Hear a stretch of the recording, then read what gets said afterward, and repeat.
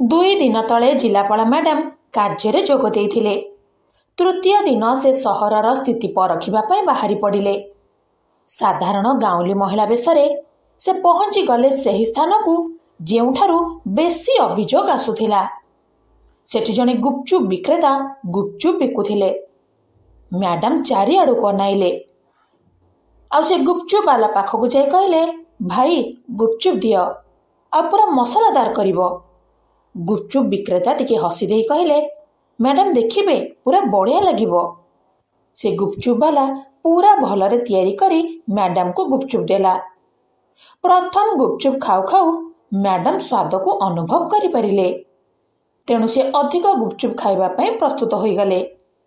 ସେ ଛିଡ଼ା ହୋଇ ଚାରିଆଡ଼େ ସନ୍ଦେହପୂର୍ଣ୍ଣ ନଜରରେ ଅନେଇବା ସହିତ ସହରର ଗତିବିଧିକୁ ନଜର କରୁଥିଲେ।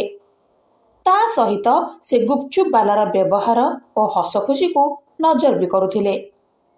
ଅଚାନକ ପରିବେଶ ଅଶାନ୍ତ ହୋଇଗଲା। 4 ଜଣ ପୋଲିସବାଲା ବାଇକ୍ରେ ଆସିଲେ। ସେମାନଙ୍କ ପୋଷାକରେ ଧୂଳି ଜମିଥିଲା। ଆଉ ସେମାନେ ବାହୁବଳୀଠୁ କମ୍ ଲାଗୁନଥିଲେ। ସେମାନଙ୍କ ଭିତରୁ ଜଣେ ଗୁପଚୁପ୍ ବାଲାକୁ ରାଗି କହିଲେ, ଆରେ ତୁ ଏଠି କାହିଁ ଗୁପଚୁପ୍ ବିକୁଛୁ? କେତେ ଥର କହିଛି କି ରାସ୍ତା ପାଖରେ ଠେଲା ରଖନି, ହେଲେ ତ ସାହସ କମୁନି। ସେଠୁ ଗୁପଚୁପ୍ ବାଲା ହାତ ଯୋଡ଼ି କହିଲେ କି ସାର୍, ମୁଁ ଗରିବ ଲୋକ, ଗୁପଚୁପ୍ ବିକି ପରିବାର ପୋଷେ। ହେଲେ ପୋଲିସ ବାବୁ ଶୁଣିଲେନି। ସେ ଠେଲା ଗାଡ଼ିକୁ ଜୋରଦାର ଲାତ ମାରିଦେଲେ। ଆଉ ସବୁ ଗୁପଚୁପ୍ ତଳେ ଢାଳିଗଲା। ସେଠାରେ ଭିଡ଼ ରହିଥିଲା, ହେଲେ କିଏ ବି କିଛି କହିବାକୁ ସାହସ କରୁନଥିଲେ। ହେଲେ ଗାଉଁଲି ବେଶରେ ଥିବା ଜିଲ୍ଲାପାଳ ମ୍ୟାଡାମ ରାଗିଗଲେ। କହିଲେ, ଆପଣ ଏ କ'ଣ କରୁଛନ୍ତି? ଗରିବ ଲୋକର ଭାତହାଣ୍ଡିକୁ ଏମିତି ଲାତ ମାରନ୍ତୁନି। ଜଣେ ପୋଲିସ ବାଲା ମ୍ୟାଡାମକୁ ଗାଡ଼େଇ ଗାଡ଼େଇ ଅନାଇଲେ ଆଉ କହିଲେ, ଓହୋ ଦେଖ ଦେଖ, ନୂଆ ନେତ୍ରୀ ଆସିଗଲେ। ଆରେ ମ୍ୟାଡାମ ଘରକୁ ଯାଆନ୍ତୁ, ଏଇଟା ପୋଲିସ ମ୍ୟାଟର। ମ୍ୟାଡାମ ଟିକେ ଦୀର୍ଘଶ୍ୱାସ ଛାଡ଼ି କହିଲେ, ଗରିବଙ୍କ ଉପରେ ଅତ୍ୟାଚାର କରିବା ପାଇଁ କେଉଁ ଆଇନରେ ଲେଖା ଅଛି? ପୋଲିସ ବାବୁଙ୍କୁ ଏହି ଉତ୍ତର ଭଲ ଲାଗିଲାନି। ସେମାନେ ରାଗିଗଲେ ଆଉ ଏକ ଜୋରଦାର ଚାପଡ଼ା ମ୍ୟାଡାମଙ୍କ ଗାଲରେ ବସାଇଦେଲେ। ଚାରିଆଡ଼େ ନିଶବ୍ଦ ହୋଇଗଲା। କାହାର ବି ପାଟିରୁ କଥା ବାହାରୁ ନଥିଲା। ଚାପଡ଼ା ଏତେ ଜୋରରେ ଥିଲା କି ମ୍ୟାଡାମଙ୍କର ଚଷମା ତଳେ ପଡ଼ିଗଲା। ତାଙ୍କ ଗାଲ ଲାଲ ହୋଇଗଲା। କାହାକୁ ବିଶ୍ୱାସ ବି ହେଉନଥିଲା କି ପୋଲିସ ଜଣେ ମହିଳାଙ୍କ ଉପରେ ହାତ ଉଠାଇଲେ। ହେଲେ ପୋଲିସ ବାବୁମାନଙ୍କୁ କିଛି ବି ଫରକ ପଡ଼ୁନଥିଲା। ବରଂ କହୁଥିଲେ କି କୁଆଡ଼ୁ ଆସିଗଲେ କେଜାଣି, ଆମକୁ ଆଇନ ଶିଖାଇବେ, ଚାଲ ଥାନାକୁ। ଏତିକି କହି ମ୍ୟାଡାମଙ୍କ ହାତକୁ ଭିଡ଼ି ଭିଡ଼ି ଥାନାକୁ ନେବା ପାଇଁ ଚେଷ୍ଟା କଲେ। ଏତିକିରେ ମ୍ୟାଡାମ ଅନୁଭବ କଲେ କି ସ୍ଥିତି ବିଗିଡ଼ିବାରେ ଲାଗିଲାଣି। ଭାବିଲେ ତାଙ୍କ ପରିଚୟ ଖୋଲିବେ, ହେଲେ ପୁଣି କିଛି ଭାବିକି ଚୁପ୍ ରହିଲେ। ଯଦି ଏବେ ମୁଁ ମୋର ପରିଚୟ ଦେଇଦେବି ତାହେଲେ ସେମାନଙ୍କର କାରନାମା ଜଣାପଡ଼ିବନି। ମୋତେ ଜାଣିବାର ଅଛି କି ସାଧାରଣ ଲୋକଙ୍କ ସହିତ କେମିତି ବ୍ୟବହାର କରୁଛନ୍ତି ଏମାନେ। ତେଣୁ ମୋତେ ଏ ନାଟକକୁ ଆଗକୁ ନେବାକୁ ପଡ଼ିବ। ତେଣୁ ଜିଲ୍ଲାପାଳ ମ୍ୟାଡାମ କିଛି ବି ବିରୋଧ କଲେନି। ପୋଲିସ ବାବୁମାନେ ମ୍ୟାଡାମକୁ ଭିଡ଼ି ଭିଡ଼ି ନେଇ ପୋଲିସ ଗାଡ଼ିରେ ବସାଇଦେଲେ। ରାସ୍ତାରେ ସେମାନେ ଖରାପ ଭାଷା ବ୍ୟବହାର କରି କଥା ବି ହେଉଥିଲେ। ଆରେ ଏ ସ୍ତ୍ରୀ ଲୋକର କଥା ବହୁତ ଟାଣ, ଲାଗୁଛି ବଡ଼ ଘରର ଝିଅ ଘରୁ ପଳାଇ ଆସିଛି, ବୋଧେ କେଉଁ ନେତାଙ୍କ ସହିତ ପଳାଇ ଆସିଛି, ଆଉ ଏବେ ସେ ଆମକୁ ଭାଷଣ ଝାଡ଼ୁଛି। ଚାଲ ଥାନାରେ ୟାଙ୍କର ମଜା ଚଖାଇବା। ଥାନାରେ ପହଞ୍ଚିବା ମାତ୍ରେ ମ୍ୟାଡାମକୁ ନେଇ ହାଜତରେ ପୁରାଇ ଦେଲେ। ସେଠାରେ ଆଉ କିଛି କଏଦୀ ଥିଲେ। ସେମାନଙ୍କ ଭିତରୁ ଜଣେ ମହିଳା ପଚାରିଲେ, ଭଉଣୀ, ତମକୁ କାହିଁକି ହାଜତରେ ଭର୍ତ୍ତି କଲେ? ମ୍ୟାଡାମ ଦୀର୍ଘଶ୍ୱାସ ଛାଡ଼ିଲେ। କହିଲେ, ଗରିବକୁ ସାହାଯ୍ୟ କରିବାର ଫଳ। ସେଠୁ ଜିଲ୍ଲାପାଳ ମ୍ୟାଡାମ ସ୍ଥିର କଲେ କି ଜରୁରୀ ନହେବା ଯାଏଁ ନିଜ ପରିଚୟକୁ ଲୁଚାଇ ରଖିବେ। କିଛି ସମୟ ପରେ ଜଣେ ଇନ୍ସପେକ୍ଟର ଆସି ମ୍ୟାଡାମକୁ ଗାଢ଼େଇକି ଅନେଇଲେ ଆଉ ମୁରୁକି ମୁରୁକି ହସିକି କହିଲେ କି କୁଆଡ଼ୁ ଆସିଗଲେ ସମାଜ ସୁଧାରିବା ପାଇଁ? ଚାଲ ହାତ ଆଗକୁ ବଢ଼ା ଆଉ ଦସ୍ତଖତ କରି ସ୍ୱୀକାର କର କି ତମେ ସରକାରୀ କାମରେ ବାଧା ସୃଷ୍ଟି କରୁଥିଲ, ନହେଲେ ରାତି ସାରା ଏଇଠାରେ ସଢ଼ିବ। ମ୍ୟାଡାମ କହିଲେ, ମୁଁ ଭୁଲ କରିନି, ତେଣୁ ଦସ୍ତଖତ କାହିଁ କରିବି? ଇନ୍ସପେକ୍ଟର ଜୋର କି ଟେବୁଲ ବାଡ଼େଇ କହିଲେ, ତ ସାହସକୁ ମାନିବାକୁ ପଡ଼ିବ। ଆରେ କନେଷ୍ଟବଳ, ତାକୁ ଭିତରକୁ ନେଇକି ବୁଝା, ଭଲରେ ବୁଝା। ଏବେ ମାମଲା ଗମ୍ଭୀର ହେବାକୁ ଯାଉଥିଲା। କ'ଣ ମ୍ୟାଡାମ, ତମ ପରିଚୟ ଦେବ ନା ଅଧିକ ଅତ୍ୟାଚାର ସହିବ? ସେ ହାଜତ ଭିତର ଗନ୍ଧୁଥିଲା। ସେଠାରେ ହାଲାତ ବହୁତ ଖରାପ ଥିଲା। ଗନ୍ଧ ସହିତ ପାନପିକ, ପରିସ୍ରା ଗନ୍ଧ ଓ କୋଣରେ ଥିବା ମଇଳା ପରିବେଶକୁ ପୁରା ଅସହନୀୟ କରିଦେଇଥିଲା। ତାଙ୍କ ପାଖରେ ଆଉ 2 ଜଣ ମହିଳା ବସିଥିଲେ। ସେମାନଙ୍କ ଆଖିରେ ଡର ଓ ବିବଶତା ସଫା ସଫା ଦେଖାଯାଉଥିଲା। ସେମାନଙ୍କ ଭିତରୁ ଜଣେ ପଚାରିଲେ, ଭଉଣୀ, ତମେ କିଏ ଆଉ ପୋଲିସ ତମକୁ କାହିଁକି ଆଣିଛି? ମ୍ୟାଡାମ ଟିକେ ହସି ଦେଇ କହିଲେ କି, ମୁଁ ଜଣେ ଗରିବ ଅସହାୟ ଗୁପଚୁପବାଲାକୁ ସାହାଯ୍ୟ କଲି। ବାସ୍, ମୋର ଭୁଲ ଏତିକି ଥିଲା। ଦ୍ୱିତୀୟ ସ୍ତ୍ରୀ ଲୋକ ଜଣ କହିଲେ, ଆମ ପରି ଗରିବଙ୍କ ପାଇଁ କେହି ନାହିଁ। ପୋଲିସ ଆମକୁ ମଣିଷ ବୋଲି ଭାବୁନି। ଦେଖ, ତମ ପାଖରେ ବଡ଼ ଲୋକ କି ଟଙ୍କା ନଥିଲେ ଏମାନେ ତମକୁ ହଇରାଣ କରିବେ। ଜିଲ୍ଲାପାଳ ମ୍ୟାଡାମ ବୁଝିପାରୁଥିଲେ କି ପୋଲିସ ବାବୁମାନେ କେତେ ଭୟଙ୍କର କାମ କରୁଛନ୍ତି। ହେଲେ ତଥାପି ମ୍ୟାଡାମ ନିଜ ପରିଚୟ ଲୁଚାଇ ରଖିଥିଲେ। ସେ ଦେଖିବାକୁ ଚାହୁଁଥିଲେ କି ସାଧାରଣ ଲୋକଙ୍କୁ ପୋଲିସ କେମିତି ଜୁଲୁମ କରୁଥିଲା। କିଛି ସମୟ ପରେ ସେହି ଇନ୍ସପେକ୍ଟର ନିଜେ ସେଠାକୁ ଆସିଲେ, ଯିଏକି ମ୍ୟାଡାମକୁ ଗାଡ଼ିରେ ବସାଇ ନେଇ ଥାନାକୁ ଆଣିଥିଲେ। କହିଲେ, ଏବେ ବି ତମ ଦମ୍ଭ ଭାଙ୍ଗିନି? ଚାଲ, ହାତ ଆଗକୁ ବଢ଼ା ଆଉ ଦସ୍ତଖତ କର।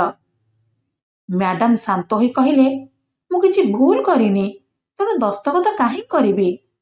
ଇନ୍ସପେକ୍ଟର ରାଗିଗଲେ ଆଉ ପାଖରେ ଥିବା କନେଷ୍ଟବଳକୁ ଇସାରା କଲେ, ଆଉ ସେ ଆସି ମ୍ୟାଡାମଙ୍କର ଚୁଟି ଧରି ଟାଣି ପକେଇଲେ।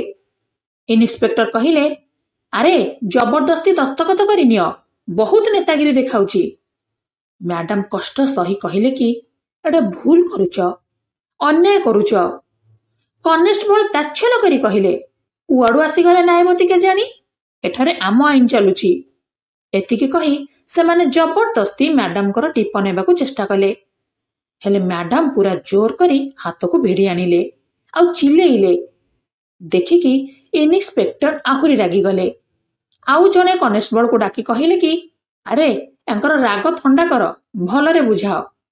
2 ଜଣ କନେଷ୍ଟବଳ ଆସି ମ୍ୟାଡାମକୁ ଜବରଦସ୍ତି ହାଜତରୁ ବାହାର କଲେ। ଆଉ ଗୋଟିଏ ରୁମକୁ ନେଇ ଧକ୍କା ଦେଇ ତଳେ ପକାଇଦେଲେ। କହିଲେ, ଏବେ ମାନିବ ନା ଆଉ କିଛି ତରିକା ଆପଣାଇବୁ?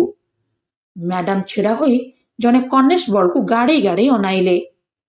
ତାଙ୍କୁ ଏବେ ପ୍ରବଳ ରାଗ ଆସୁଥିଲା, ହେଲେ ସେ ଏବେ ବି ନିଜ ରାଗକୁ ନିୟନ୍ତ୍ରଣ କରୁଥିଲେ। ଦେଖିକି ଅନ୍ୟ କନେଷ୍ଟବଳ ଜଣକ ଏକ ଜୋରଦାର ଧକ୍କା ମାରିଲେ। ମ୍ୟାଡାମ ପୁଣି ଥରେ ପଡ଼ିଗଲେ। କନେଷ୍ଟବଳ ଗୋଟିଏ ବାଡ଼ି ଧରି କହିଲେ, ଏବେ ଦେଖ ତମ ସମାଜ ସେବା ଛଡ଼ାଉଛି। ସେତେବେଳେ ବାହାରୁ କିଏ ଆସୁଥିବାର ଶବ୍ଦ ହେଲା। ଆଉ ଜଣେ ପୋଲିସ ବାଲା ଭିତରକୁ ଆସି ରାଗରେ କହିଲେ, ଏଠି କ'ଣ ଚାଲିଛି? ଇନ୍ସପେକ୍ଟର ହଡ଼ବଡ଼େଇ ଗଲେ ଆଉ କହିଲେ କି, ସାର୍, ଏ ସ୍ତ୍ରୀ ଲୋକ ଜଣକ ପୁରା ଅଭଦ୍ର ଆଉ ଆଇନ କାନୁନ ଜମା ମାନୁନି, ସରକାରୀ କାମରେ ବାଧା ସୃଷ୍ଟି କରୁଛି। ଆଚ୍ଛା, ଆଉ ତମେ ମାନେ ତାଙ୍କ ଉପରେ ଜୁଲୁମ କରୁଛ? ସେ ଅଫିସର ସନ୍ଦେହ ନଜରରେ ଅନାଇଲେ। ସାର୍, ଏ ମହିଳା ପୁରା ଚାଲାକ, ତେଣୁ ତାଙ୍କୁ ବୁଦ୍ଧି ଶିଖାଇବା ନିହାତି ଜରୁରୀ। ଜିଲ୍ଲାପାଳ ମ୍ୟାଡାମ ସେ ଅଫିସରଙ୍କୁ ସିଧା ଅନେଇ କହିଲେ, ଯଦି ଆପଣଙ୍କୁ ଟିକିଏ ବି ଆଇନ କାନୁନ ଜଣା, ତାହେଲେ ଜାଣିଥିବେ କି ବିନା ଅପରାଧରେ ଜଣେ ମହିଳାଙ୍କୁ ଏମିତି ନିର୍ଯାତନା ଦେବା ବେଆଇନ ବୋଲି। ଅଫିସର ଟିକେ ଚୁପ୍ ରହିଲେ ଆଉ ଇନ୍ସପେକ୍ଟରଙ୍କୁ ଗାଡ଼େଇକି ଅନେଇଲେ। କହିଲେ, ବିନା ପ୍ରମାଣରେ ୟାଙ୍କୁ କେମିତି ବନ୍ଦ କରିଛ? ଇନ୍ସପେକ୍ଟର କହିଲେ, ସାର୍, ଏ ମହିଳା ରାସ୍ତା ଉପରେ ଝଗଡ଼ା କରୁଥିଲା ଆଉ ଲୋକଙ୍କୁ ଉସ୍କାଉଥିଲା। ସେ ଅଫିସର ମ୍ୟାଡାମଙ୍କ ଆଡ଼କୁ ଅନେଇଲେ। କହିଲେ, ଠିକ ଅଛି, ତାଙ୍କୁ କିଛି ସମୟ ପରେ ଛାଡ଼ିଦେବ। ଇନ୍ସପେକ୍ଟରଙ୍କର ମନ ଦୁଃଖ ହୋଇଗଲା, ହେଲେ ଆଦେଶ ମାନିବା ଛଡ଼ା ଆଉ କିଛି ଚାରା ନଥିଲା। ଜିଲ୍ଲାପାଳ ମ୍ୟାଡାମକୁ ପୁଣି ଥରେ ହାଜତରେ ଭର୍ତ୍ତି କରିଦିଆଗଲା। ହାଜତ ଭିତରେ ମ୍ୟାଡାମ ଭାବୁଥିଲେ କି, ଏବେ କ'ଣ ମୁଁ ମୋର ପରିଚୟ ଖୋଲିବା କଥା କି ଅଧିକ ସମୟ ଅପେକ୍ଷା କରିବା ଦରକାର? ଅନ୍ୟପଟରେ ପୋଲିସ ବାବୁମାନେ ଆଉ ଏକ ଖେଳ ଆରମ୍ଭ କରିଦେଲେ। ମ୍ୟାଡାମକୁ ହଇରାଣ କରିବା ପାଇଁ ଜାଣି ଶୁଣି ଦୁର୍ଗନ୍ଧଯୁକ୍ତ କମଳ ଦେଲେ। ବୋଧେ କେତେ ମାସ ହେଲା ସଫା କରାଯାଇ ନଥିଲା। ବାସି ଖାଦ୍ୟ ଦିଆଗଲା, ଯାହାକୁ କୁକୁର ବି ଖାଇବନି। ହେଲେ ମ୍ୟାଡାମଙ୍କ ଚେହେରାରେ କିଛି ବି ପରିବର୍ତ୍ତନ ନଥିଲା। ସେ ସ୍ଥିର କରିଦେଇଥିଲେ କି ସବୁ କିଛି ସହିବେ, କାରଣ ତାଙ୍କୁ ପୋଲିସର ଅସଲ ରୂପକୁ ଦେଖିବାର ଥିଲା। ସାଧାରଣ ଲୋକଙ୍କୁ ପୋଲିସ କେମିତି ନିର୍ଯାତନା ଦେଉଛି ସେସବୁ ଜାଣିବାକୁ ଚାହୁଁଥିଲେ। ପରଦିନ ସକାଳୁ ଇନ୍ସପେକ୍ଟର ଆସିଲେ ଆଉ କହିଲେ, ତମ ଭାଗ୍ୟ ଭଲ, ତମର ବେଲ୍ ହୋଇଗଲା। ମ୍ୟାଡାମ ଆଶ୍ଚର୍ଯ୍ୟ ହୋଇ ପଚାରିଲେ, ମୋ ଜାମିନ? ହଁ, ତମ ପରି ଲୋକଙ୍କୁ ମୁକୁଳାଇବା ପାଇଁ କେହି ନା କେହି ମୂର୍ଖ ପଳାଇ ଆସନ୍ତି। ମ୍ୟାଡାମ ବାହାରକୁ ଆସିଲେ। ବାହାରେ ଜଣେ ସାମ୍ବାଦିକ ଛିଡ଼ା ହୋଇଥିଲେ। ମ୍ୟାଡାମକୁ ଦେଖି ସେ ପଚାରିଲେ, ମ୍ୟାଡାମ, ଆପଣଙ୍କର ଦୋଷ କ'ଣ? କାହିଁକି ଆପଣଙ୍କୁ ପୋଲିସ ନେଇ ଆସିଛି?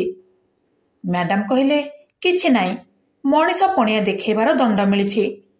ମ୍ୟାଡାମ ଭାବୁଥିଲେ କି ଏବେ କ'ଣ ପରିଚୟ ଖୋଲିବା ସମୟ କି? ହେଲେ ତାଙ୍କ ଚେହେରାରେ ଚିନ୍ତାର ଝଲକ ନଥିଲା। ସେ ଚାରିଆଡ଼େ ଅନାଉଥିଲେ। କିଛି ଗରିବ ଲୋକ ଅଭିଯୋଗ ନେଇ ପୋଲିସ ଥାନା ଆସିଥିଲେ, ହେଲେ ପୋଲିସ ସେମାନଙ୍କର କଥା ଶୁଣୁନଥିଲା। ଜଣେ ବୁଢ଼ୀମା କହୁଥିଲେ କି, ବାବୁ, ମୋ ପୁଅର କିଛି ଦୋଷ ନାହିଁ, ତାର ଦୋଷ ନଥାଇ ତାକୁ ବାନ୍ଧି ଆଣିଛ। ହାତ ଯୋଡୁଛି, ତାକୁ ଛାଡ଼ି ଦିଅ, ମୋର ଆଉ କେହି ବି ନାହାନ୍ତି। ସେଠାରେ ଜଣେ କନେଷ୍ଟବଳ ଛିଡ଼ା ହୋଇଥିଲେ। ତାଙ୍କ କଥା ଶୁଣିବେ କ'ଣ, ବରଂ ସେ ବୁଢ଼ୀମାକୁ ସେଠାରୁ ତଡ଼ିବା ପାଇଁ ଚେଷ୍ଟା କରୁଥିଲେ। ଦେଖିକି ମ୍ୟାଡାମଙ୍କର ରକ୍ତ ଗରମ ହେଇଯାଉଥିଲା। ତଥାପି ସେ ଚୁପ୍ ରହିଲେ। ତାଙ୍କୁ ତାଙ୍କ ପରିଚୟ ଖୋଲିବାର ପ୍ରକୃତ ସମୟ ଦରକାର ଥିଲା। ଏତିକିରେ ଜଣେ ପୋଲିସ ବାଲା ଆସି ସାମ୍ବାଦିକଙ୍କୁ ସେଠାରୁ ଯିବା ପାଇଁ କହୁଥିଲେ। ମ୍ୟାଡାମକୁ କହିଲେ, ଚାଲ ଯାଅ ଏଠୁ, ଜାମିନ ମିଳିଗଲା, ତେଣୁ ଏଠାରେ ବେଶୀ ନାଟକବାଜି କରନି। ଧୀର ସ୍ୱରରେ ମ୍ୟାଡାମ କହିଲେ, ଜାମିନ କିଏ ଦେଲା? ପୋଲିସ ବାବୁ କହିଲେ, ତମ ବାପା ତ ଦେଇନଥିବେ, ଆଉ କିଏ ଆସି ତମ ଜାମିନ କରେଇଛି, ତମକୁ କ'ଣ ଫରକ ପଡୁଛି? ସେଠୁ ସାମ୍ବାଦିକ ଜଣକ ତୁରନ୍ତ ପଚାରିଲେ କି, ମ୍ୟାଡାମ, ଆପଣଙ୍କୁ କ'ଣ ପାଇଁ ଗିରଫ କରାଯାଇଥିଲା? ପୋଲିସ କ'ଣ ଆପଣଙ୍କ ସହିତ ଖରାପ ବ୍ୟବହାର କରିଥିଲା କି? ମ୍ୟାଡାମ ଟିକେ ଚିନ୍ତା କଲେ ଆଉ ଟିକେ ହସି ଦେଇ ଭାବିଲେ କି ଏବେ ସମୟ ଆସିଗଲା। ସେ ପର୍ସରୁ ମୋବାଇଲ କାଢ଼ିଲେ ଆଉ କାହାକୁ ଫୋନ କଲେ। ସେପଟୁ କିଏ କହୁଥିଲେ କି, ଆଜ୍ଞା ମ୍ୟାଡାମ, କୁହନ୍ତୁ। ମ୍ୟାଡାମ କହିଲେ, ଆପଣ ମୋ ଗାଡ଼ି ନେଇ ପୋଲିସ ଥାନା ଆସନ୍ତୁ। ଏତିକି ଶୁଣିଛନ୍ତି କି ନା, ସେ ଇନ୍ସପେକ୍ଟର ଜଣକ ଚିନ୍ତାରେ ପଡ଼ିଗଲେ। ପାଖରେ ଥିବା କନେଷ୍ଟବଳକୁ ପଚାରିଲେ, ଏ କିଏ କେମିତି? ବଡ଼ ଅଫିସର ନୁହେଁ ତ ଆଉ? ଏତିକିରେ ମ୍ୟାଡାମ ପୁଣି କହିଲେ, ପୁରା ଟିମ୍ ନେଇ ଥାନାରେ ପହଞ୍ଚ। ପୁରା ଟିମ୍ କଥା ଶୁଣି ଇନ୍ସପେକ୍ଟରଙ୍କର ମଥାରୁ ଝାଳ ବାହାରିଲା। ଡରି ଯାଇ ପଚାରିଲେ କି, ଆରେ, ଇଏ ଆଉ ବଡ଼ ଅଫିସର ନୁହେଁ ତ? ସତକୁ ସତ କିଛି ସମୟ ପରେ ପୁରା ପୋଲିସ ଥାନା ଭିତରେ ହଇଚଇ ମଚିଗଲା। ସାଇରନ୍ ବଜାଇ କେତେ ଗାଡ଼ି ଆସି ଥାନା ଆଗରେ ଅଟକିଲେ। ପ୍ରଥମେ ଗୋଟିଏ ସରକାରୀ ଗାଡ଼ିରୁ ଜଣେ ବଡ଼ ଅଧିକାରୀ ବାହାରିଲେ। ପରେ ପରେ ଅନ୍ୟ ଅଫିସରମାନେ ଓହ୍ଲାଇଲେ। ଏବେ ଜିଲ୍ଲାପାଳ ମ୍ୟାଡାମ ଆଗକୁ ପାଦ ବଢ଼ାଇଲେ। ନିଜର କେଶ ସଜାଡ଼ିଲେ ଆଉ ଦମ୍ଭରେ କହିଲେ, ମୁଁ ହେଉଛି ତମ ଜିଲ୍ଲାର ଜିଲ୍ଲାପାଳ। ଏତିକି ଶୁଣିଛନ୍ତି କି ନା, ସବୁ ପୋଲିସ ଅଧିକାରୀଙ୍କର ଝାଳ ବାହାରିଗଲା। ସେ ଇନ୍ସପେକ୍ଟରଙ୍କର ଗୋଡ଼ ଧରିବାକୁ ଲାଗିଲା। ଆଖି ବଡ଼ ବଡ଼ ହୋଇଗଲା। ମୁହଁରୁ ଆଉ ଗୋଟିଏ ବି ଶବ୍ଦ ବାହାରିଲାନି। ଯେଉଁ ପୋଲିସ ବାବୁମାନେ ଜିଲ୍ଲାପାଳ ମ୍ୟାଡାମକୁ ଚାପୁଡ଼ା ମାରିଥିଲେ, ଖରାପ ବ୍ୟବହାର ଦେଖାଇଥିଲେ, ସେମାନେ ଏବେ ପସ୍ତାଉଥିଲେ। ସାମ୍ବାଦିକ ଜଣକ ତୁରନ୍ତ କ୍ୟାମେରା ଅନ୍ କରି କହିଲେ, ଜିଲ୍ଲାପାଳଙ୍କୁ ପୋଲିସ ଚାପୁଡ଼ା ମାରିଲା ଆଉ ହାଜତ ଭିତରେ ଭର୍ତ୍ତି କରିଦେଲା। ଜିଲ୍ଲା ପୋଲିସ କ'ଣ ଅତ୍ୟାଚାରୀ ହୋଇଗଲା ନା କ'ଣ? ମ୍ୟାଡାମ ପୁରା ଶାନ୍ତିର ସହିତ କହିଲେ, ଆଜି ମୁଁ ନିଜ ଆଖିରେ ଦେଖିଛି ସାଧାରଣ ଲୋକଙ୍କୁ କେମିତି ପୋଲିସ ନିର୍ଯାତନା ଦେଉଛି। ଗରିବଙ୍କୁ ନ୍ୟାୟ ମିଳୁନି, ମହିଳାଙ୍କ ସହିତ ଖରାପ ବ୍ୟବହାର କରାଯାଉଛି। ପୋଲିସ ନିଜକୁ ଭଗବାନ ଭାବି ଦେଇଛି। ହେଲେ ଆଜିଠୁ ଏସବୁ ଚଳିବନି। ଇନ୍ସପେକ୍ଟର ଆଣ୍ଠୁ ମାଡ଼ି ତଳେ ବସିଗଲେ। କହିଲେ, ମ୍ୟାଡାମ, ଆମକୁ କ୍ଷମା କରିଦିଅନ୍ତୁ, ଆମେ ଜାଣିନଥିଲୁ କି ଆପଣ। ମ୍ୟାଡାମ ରାଗରେ କହିଲେ କି, ଆରେ, ମୁଁ ଯଦି ଜିଲ୍ଲାପାଳ ହୋଇନଥାନ୍ତି ତାହେଲେ ତମେ କ'ଣ ମୋତେ ଏମିତି ପିଟି ଚାଲିଥାନ୍ତ ବୋଧେ? ଏମିତି ଗରିବ ମହିଳାଙ୍କ ଉପରେ ଅତ୍ୟାଚାର କରୁଛ? ସବୁ ପୋଲିସ ଚୁପ୍ ଥିଲେ, ଡରରେ ଥରୁଥିଲେ।